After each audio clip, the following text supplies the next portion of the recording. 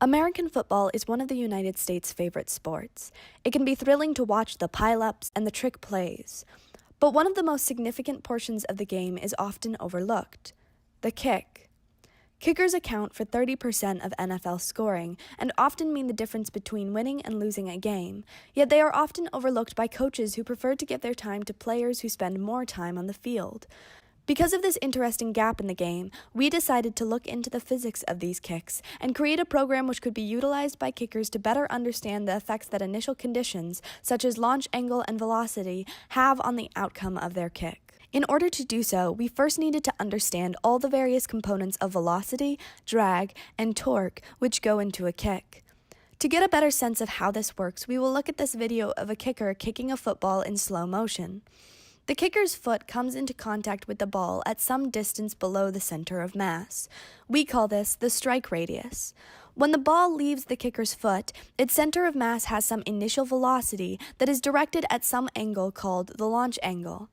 The kicker's foot also applies a torque to the ball about one of its minor axes. This causes the ball to begin flipping end over end. We quantify the rate of this end-over-end rotation as the angular speed. Once the ball is airborne and spinning, it is subject to drag forces. The drag force acting on the center of mass opposes the ball's motion and is proportional to the ball's speed and to the cross-sectional area of the ball in the direction of motion. The ball also experiences a net torque due to the fact that it is both translating and rotating through the air at the same time. This is because the pressure distribution across the surface of the ball is uneven due to one end of the ball rotating towards the direction of translation and the other rotating away from the direction of translation. Over time, this net torque causes a deceleration of the ball's angular speed. As the angular speed decreases, the ball spends more time translating with a large cross-sectional area in the direction of motion, which means that it spends more time under greater drag forces. To break this down into a manageable problem, we used a moment of inertia value for a football that was found experimentally and shared in the paper Rigid Body Dynamics of a Football by Peter J. Brancazio. This moment of inertia was essential for moving from torque values to angular acceleration values. For the translational motion of the ball, we simplified the ball's shape into two spheres connected at a singular point which represented the center of mass of the football. This allowed us to write the varying area used in the air resistance into a simple sinusoidal function based on the angular velocity and the radius of the spheres. From this model, we were able to obtain 6 differential equations to represent the translational and linear motion of the football during its flight. In the angular acceleration expression, the values for net torque were found by finding the magnitude of the drag force on each of the two spheres, breaking each of those drag forces into x and z components, and then crossing each force vector with its respective radius vector. The vector sum of these two cross products yields the net torque, which was then used in the angular acceleration expression. The linear acceleration expressions for the center of mass worked similarly in that they found the drag force acting on the center of mass in their respective directions and divided it by the mass of the football to get a value. The angular and linear velocity expressions are simple kinematic relationships that are computed using the previously found angular and linear acceleration values. To solve this system of differential equations, we used the SciPy function odent, which is a Python implementation of the Fortran ODEPAC library, which is used for solving systems of ordinary differential equations. We wrote a function that computes all 6 derivatives at some time t and called it flight derivatives. We passed this function, as well as a list of initial kick conditions and an array of time values to solve over, to odent. The data returned from odent was then used to plot and analyze the flight of various kicks with different initial conditions. This graph represents the resulting trajectory of a football kicked at 24 meters per second at an initial launch angle of 0.88 radians. This graph shows us a clear and simple representation of the effects that torques and drags have on general trajectory. Were this football to be traveling in a vacuum with an absence of any drag or torque forces, we would expect this path to be a perfect parabola arc with constant velocity in the x direction. However, as we can see in this graph, when drags and torques are present, we get a skewed arc in which there is a clear deceleration of the ball in the x direction throughout its flight.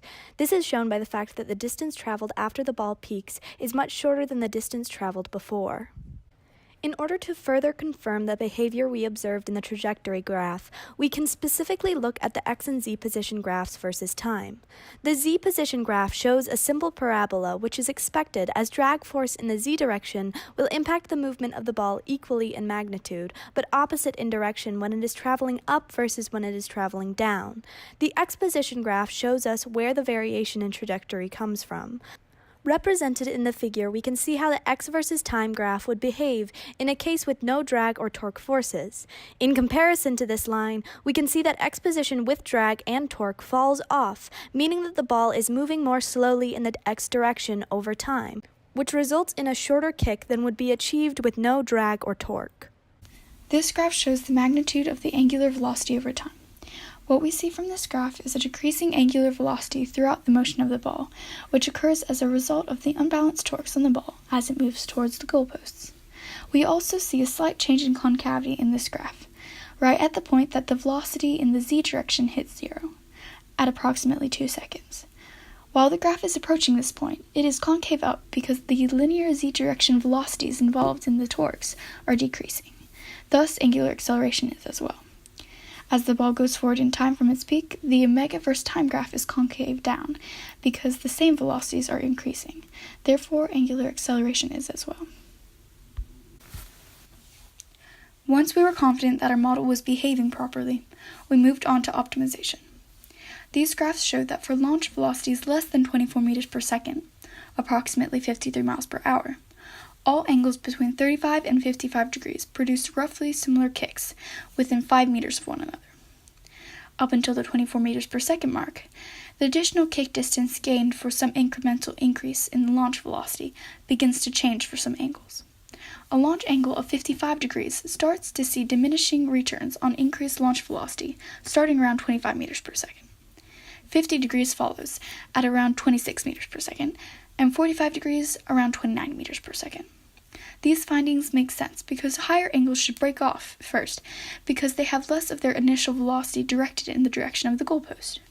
The drag force opposing the motion of the ball in this direction increases with the square of the velocity in the x direction. The break-off points suggest that for every angle, there is a launch velocity for which the increased drag forces the ball face begin to cut into the increase in the distance the ball could achieve. These results led us to multiple conclusions. The first is fairly obvious. Kickers should primarily aim to maximize their launch velocity. This is unsurprising, seeing as a more powerful kick will tend to go further towards the goalposts.